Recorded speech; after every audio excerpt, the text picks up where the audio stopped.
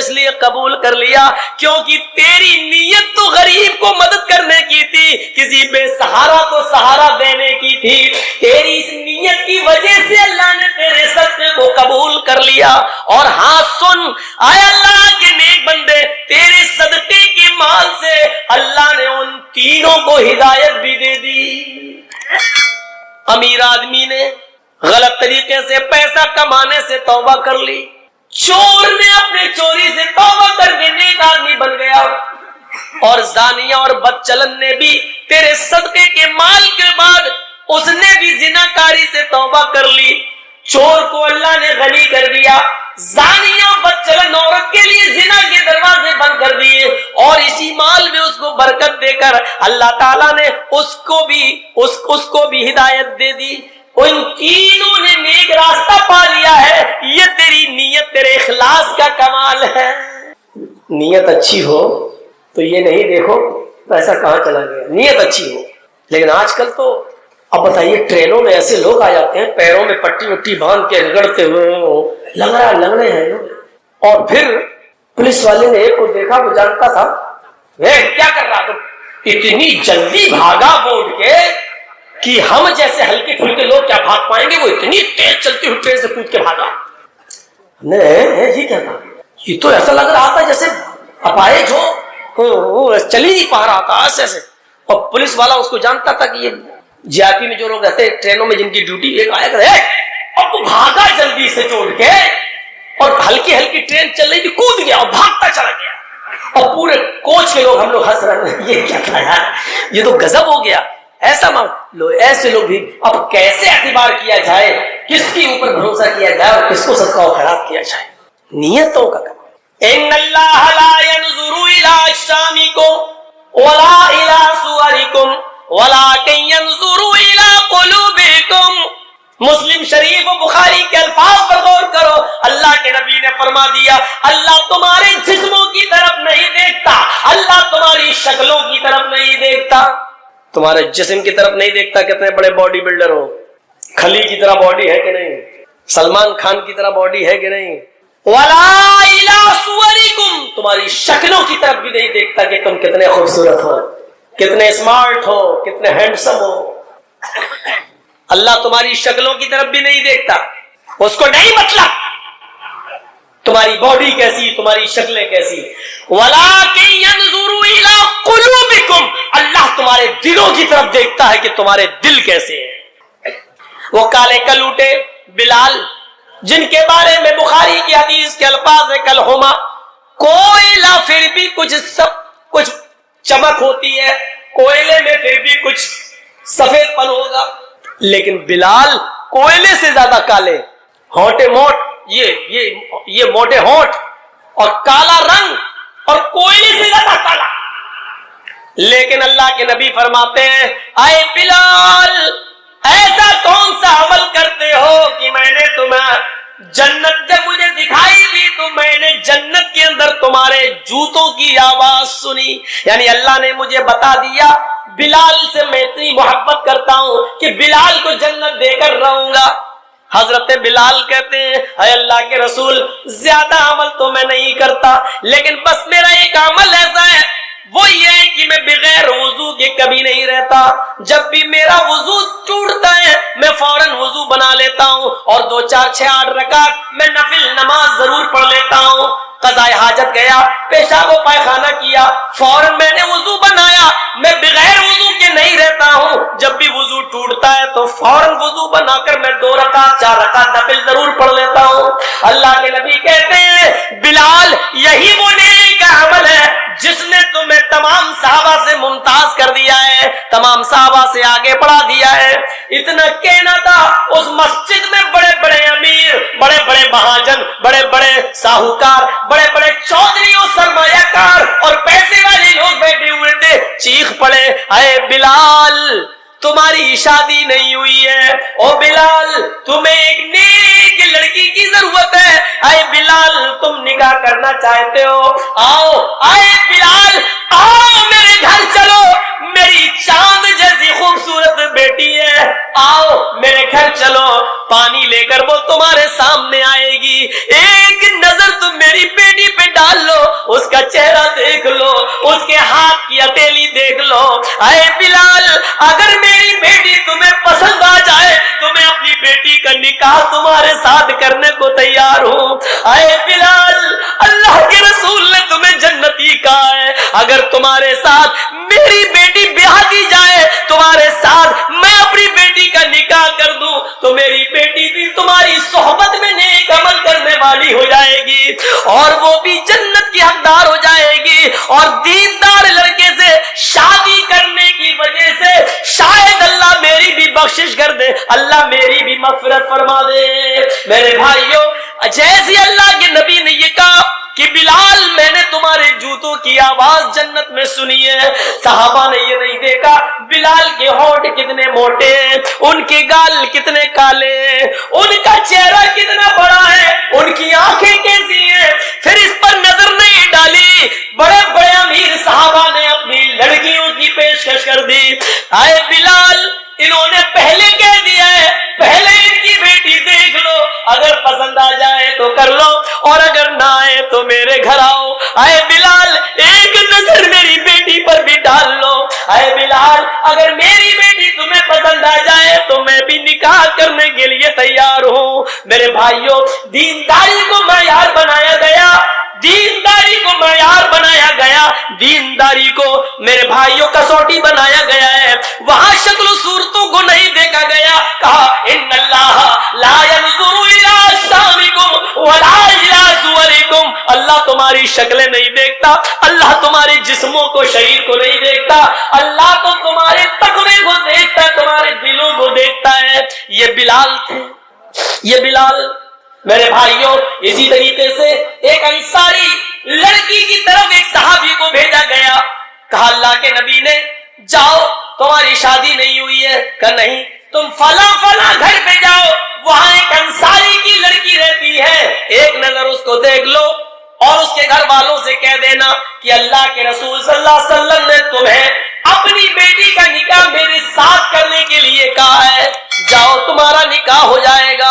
یہ آدمی جاتے ہیں, یہ صحابی رسول جاتے ہیں, دروازے کو دستک دیتے ہیں, گھر کے اندر کوئی مرد نہیں ہے, وہی لڑکی جس کو دیکھنے کے لیے بھیجا گیا ہے گھر میں اکیلی ہے. دروازے کی اور سے سوال کرتی ہے تم تو موبائل چلانے میں شرماتی نہیں ہو, تم تو میسنجر اور واٹس ایپ چلانے میں شرم و حیا نہیں محسوس کرتی ہو, تم تو فیس بک چلا رہی ہو, تم تو راستوں میں موبائل پر بات کرتی ہوئی چلی جانا تمہارے لیے کوئی شرم و حیا کی بات نہ رہی. وہ عورت تھی, لڑکی تھی, نبی اکرم نے اس کو دیکھنے کے لیے بھیجا تھا. صحابی رسول اسی کے گھر کو دروازے کو دستک دیتے ہیں, اندر سے آواز آتی ہے کون, انہوں نے اپنا نام بتایا, میں کہنے لگے اندر سے آواز آتی ہے میرے ابو نہیں ہے, میری امی نہیں ہے, میں گھر میں اکیلی ہوں, اس لیے میں تمہیں اندر آنے کی اجازت نہیں دے سکتی, لیکن یہ تو بتاؤ تمہیں آنا کیسے ہوا, کس مقصد سے آئے ہو. کہنے لگے یہ صحابی رسول اللہ کے نبی صلی اللہ علیہ وسلم نے تمہارے باپ کے پاس مجھے یہ پیغام دے کر بھیجا ہے کہ ان کی ایک بیٹی ہے. کہا میں ہی ان کی بیٹی ہوں. کہا مجھے اللہ کے نبی نے اس لیے بھیجا ہے کہ میں ان کی بیٹی کو ایک نظر دیکھ لوں, اور اس لیے بھیجا ہے کہ میں تمہارے باپ سے یہ کہوں کہ اللہ کے رسول نے تمہیں اپنی بیٹی کا نکاح میرے ساتھ کرنے کا حکم دیا ہے. اس بیٹی نے گھر کے اندر سے آواز آتی ہے تمہیں قسم ہے اس رب کی عزت و جلال کی جس کے ہاتھ میں میری جان ہے اور تمہاری جان ہے, اگر تمہیں جناب محمد رسول اللہ نے حکم دے کر بھیجا ہے اور یہ کہا ہے کہ اس گھر میں ایک لڑکی ہے اس کو دیکھ لو, تو میں اپنے گھر کے دروازے کھول دیتی ہوں اور دروازے پر کھڑی ہو کر صرف اپنی شکل تمہیں دکھا دیتی ہوں, تم ایک نظر مجھے دیکھ لو اور پھر جو کام تمہیں میرے باپ سے کہنا ہے, نبی کا فرمان سنانا ہے, وہ سنا دینا, میں دروازہ بند کر دوں گی. اس نے کہا اے فلاں کے باپ کی بیٹی, میں قسم کھا کر کہتا ہوں اللہ کی عزت و جلال کی کہ اللہ کے نبی نے مجھے تمہیں دیکھنے کے لیے بھیجا ہے. اس نے دروازہ کھول دیا, نیچے نگاہ کر لی, ایک نظر دیکھنے کے لیے اس نے اپنا چہرہ اٹھا لیا، کیونکہ لڑکی بھی ایک نظر لڑکے کو دیکھ سکتی ہے، اس نے بھی اپنا چہرہ اٹھا لیا اور اس کے بعد اس نے کہا شاید اب تم نے مجھے ایک نظر دیکھ لیا ہے، اس کے بعد اب تمہارے لیے دیکھنا جائز نہیں ہے۔ یہ کہہ کر اس نے دروازہ بند کرتے ہوئے کہا اے میرے نبی کے صحابی، اگر نبی کی اجازت ہے تو تم بصد خلوص دیکھ کر اپنے دلوں میں ارمان پیدا کر کے شادی کا خواب و سپنا سجا کر جا سکتے ہو، لیکن یاد رکھنا اگر اللہ کے نبی کے حکم کے بغیر تم آئے ہو اور نبی کی حکم کے بنا تم نے مجھے دیکھا ہے تو کعبے کے رب کی قسم قیامت کے دن میں تمہارا دامن پکڑوں گی، یہاں تم نے مجھے دیکھا ہے اس کا حساب و کتاب کل میں قیامت کے دن تم سے لوں گی۔ یہ کہہ کر اس نے اپنا دروازہ بند کر دیا۔ میرے پیارے ساتھیوں، کل تک نبی کے حکم کے بعد وہ اپنا دروازہ کھول کر صرف اپنا چہرہ دکھا کر دروازہ بند کر دیتی تھی اور جاتے جاتے یہ کہہ دیتی تھی کہ اگر یہ نبی کا حکم نہیں اور تم نے کوئی پلاننگ کر کے مجھے دیکھنے کی کوشش کی تو اس کا فیصلہ کل قیامت کے دن ہوگا۔ میری بہنوں، آج اس زمانے میں کون سی امیدیں تم سے لگائی جائیں، آج کیا کہا جائے، آج کے دور میں کون ہے جو یہ کہہ سکے کہ اگر تمہیں اللہ کے رسول کے حکم سے دیکھ رہے ہو تو ٹھیک، ورنہ ایسے دیکھ رہے ہو تو قیامت کے دن ہمارا حساب و کتاب تم سے قیامت کے دن ہوگا۔ کیا یہ زبان ہے تمہارے پاس کہنے کی؟ نہیں ہے۔ تم تو ایک آرڈر پر واٹس ایپ پر اپنا فوٹو بھیج دیتی ہو، تم تو ملنے کے لیے ایکسیبیشن، نمائش، یہاں تک کہ جلسوں کے اندر بھی چھپ چھپا کر ملنے کے باتیں موبائلوں پہ کر لیتی ہو۔ میری بہنوں، قیامت کے دن ہم کیا جواب دیں گے؟ کیا ہمیں مرنا نہیں ہے؟ کیا ہمیں اللہ کے سامنے نہیں آنا ہے؟ کیا حساب و کتاب ہمیں نہیں دینا ہے؟ کیا زندگی بھر ہمیں اسی دنیا میں رہنا ہے؟ کیا ہم نے یہ سوچ رکھا ہے؟ ہم غور تو کریں، کیا ہم اس دنیا میں ہمیشہ ہمیشہ کے لیے آئے ہیں؟ ہم اپنا حساب و کتاب کے خود ذمہ دار ہیں۔ قیامت کے دن ہر انسان کو اپنا حساب و کتاب دینا ہوگا۔ لا تزر وازرۃ وزر اخری، قیامت کے دن کوئی دوسرے کا بوجھ نہیں اٹھائے گا، سب اپنا بوجھ اٹھائیں گے۔ اس جملے پر غور کرو، اگر اللہ کے رسول کی اجازت ہے تو ٹھیک، ورنہ یاد رکھنا میری شکل، میرا چہرہ، میری آنکھ، میرے ہونٹ، میرے گال، میری پیشانی، میرے سر کے بال تمہارے لیے دیکھنا حرام ہے، اور قیامت کے دن میں تم سے اس کا حساب لوں گی، تمہارا گریبان پکڑوں گی۔ میرے بھائیوں، اپنے ہونے والے شوہر کے سامنے جس کے لیے تم حلال ہونے جا رہی ہو اور جس کے لیے پوری زندگی تم اس کی زندگی بننے جا رہی ہو، شادی سے پہلے اس کو بھی ایک نظر کے بعد دوبارہ دیکھنا جائز نہیں ہے۔ تو اوروں کے سامنے ہمارا آنا جانا، بیٹھنا، بات کرنا، گپے شپے کرنا اور وعدے کرنا اور ہوٹلوں میں بیٹھ کے چائے پینا، یہ کہاں سے جائز ہو جائے گا؟ اتنی سی عقل اگر ہمیں آ جائے تو ہم جس کے ساتھ میرا رشتہ ہو رہا ہے اور جس کو میں ایک نظر دیکھنے جا رہا ہوں کہ یہ میری بیوی بنے گی زندگی بھر کے لیے، اس لڑکی کے لیے بھی جائز نہیں ہے کہ ایک نظر مجھے دیکھنے کے بعد اور میں اس کو ایک نظر دیکھنے کے بعد پھر شادی تک اس کو دیکھوں۔ جب دوبارہ اس کو دیکھنے کی اجازت نہیں ہے، اس کو جو میری بیوی بننے جا رہی ہے، اس کو جو میرا شوہر بننے جا رہا ہے، تو پھر غیروں کے سامنے آنے کی اجازت کیسے ہو سکتی ہے؟ اتنی سی بات اگر ہم سمجھ لیں تو سب معاملہ ختم۔ اللہ شکل و صورتوں کو نہیں دیکھتا۔ یاد ہے آپ کو وہ جنگل میں جا رہا تھا، اپنا گھر کا اثاثہ اور سامان لاد کر اونٹ پر گھر خالی کر دیا، جا رہا ہے، دوسری جگہ شفٹ ہونا ہے، جنگل سے گزر رہا تھا، تھک گیا بیچارہ۔ دیکھیے، تھک گیا بیچارہ، اور تھک گیا تو سوچنے لگا کہ یہ درخت، یہ پیڑ آ گیا ٹری، اس پیڑ کے نیچے تھوڑا سا میں آرام کر لوں۔ دو درخت تھے تھوڑی تھوڑی دوری پر، اس نے اونٹ سے اتر کر رسی سے باندھ دیا درخت سے اونٹ کو بٹھا دیا، اونٹ پر سامان لدا ہوا ہے، اور ادھر آ کر عرب کے لوگ بڑے سیدھے سادے ہوتے تھے، ایسے پگڑی اتاری، گمچھا پگڑی وگڑی باندھے رہتے تھے، امامہ ایسے اتارا سر سے اور اس کو بچھایا اور لیٹ گئے۔ بادیہ نشین لوگ تھے، جنگلوں میں زندگی گزارنے والے، بھیڑ بکریاں چرانے والی قوم. تو وہ لیٹ گیا، تھکا ہوا تھا، سو گیا. اچانک آنکھ کھل گئی. ہم لوگ بھی جب ٹرینوں میں سفر کرتے ہیں نا تو رات میں کبھی آنکھ کھل جائے تو سب سے پہلے دیکھتے ہیں اٹیچی ہے کہ نہیں، کوئی لے تو نہیں گیا. کبھی کبھی جوتا بھی دیکھنا پڑتا ہے کیونکہ چوروں کو تو جوتے سے بھی مطلب نہیں ہے. 100 کا نہ صحیح 10 کا بکے گا، 10 ہی کافی ہمارے لیے، کم سے کم ایک سگریٹ تو آ جائے گی. تو بار بار دیکھنا پڑتا ہے. آنکھ کھلی تو سب سے پہلے سامان کی طرف. ایسے ہی اس کی آنکھ کھلی تو اونٹ کو دیکھا، اونٹ غائب. دیکھا تو اونٹ غائب. اور سوچو کتنی تکلیف ہوئی ہوگی. اب میری اٹیچی غائب ہو جائے، تقریر کرنے چاہ رہا ہوں، شیروانی اسی میں، ٹوپی اسی میں، سب کچھ اسی میں، اب کیا رہ گیا میرے پاس؟ اب کیسے بولوں گا؟ تو کتنی تکلیف ہوگی. اور اس کا تو پورے گھر کا سامان اونٹ پر کیا چل رہا، یہ کیا ہوا ہے؟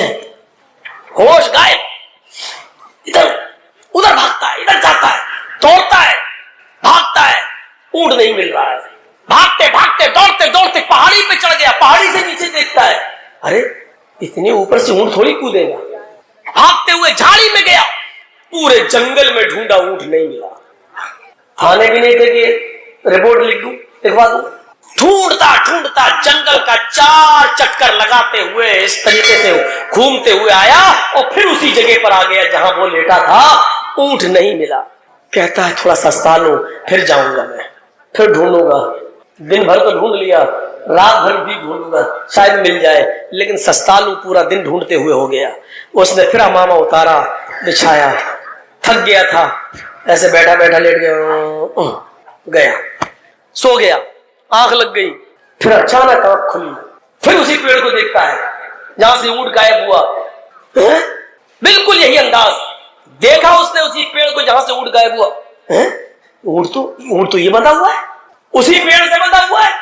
بھاگ. اب کیا ہوا؟ کھول کے دیکھے کچھ. ہم لوگوں کو جب اٹیچی غائب ہو جائے، مل جائے تو کھول کے دیکھیں گے کوئی چیز غائب تو نہیں. وہ گیا اوپر دیکھتا ہے سب سامان، جتنا کپڑا موجود، برتن موجود، مٹی کے پیالے موجود، جو غلہ لادا تھا وہ موجود، سارا سامان اونٹ پر موجود. یا اللہ، پورا جنگل ڈھونڈا، اونٹ نہیں ملا، اور اپنے آپ یہاں آ گیا اور بند بھی گیا. اسی پیڑ سے بندھا ہوا ہے یہ اونٹ. ایسا کیسے ہو گیا؟ میں نے تلاش کیا پورا جنگل، جھاڑی جھاڑی، پہاڑی پہاڑی، لیکن اونٹ نہیں ملا. اور جب تھک کر بیٹھ گیا اور آنکھ لگ گئی، جب آنکھ کھلی تو دیکھا اونٹ اپنی مرضی سے اسی پیڑ سے بندھا ہوا ہے جہاں سے غائب. سامان دیکھا تو سامان اپنی اصلی پوزیشن میں موجود. خوشی کا ٹھکانہ نہیں رہا. نظر آسمان کی طرف ڈالی، چیخ پڑا، اللہم انت عبدی وانا ربک. الٹا جملہ بول گیا. یہی بخاری شریف کی حدیث کے الفاظ ہیں. اس نے اونٹ کو بندھا ہوا دیکھا، چیخ پڑا کہ اے اللہ، واقعی مان گیا تیری قدرت کو، واقعی مان گیا تیرے کمال کو، واقعی مان گیا تیرے چمتکار کو.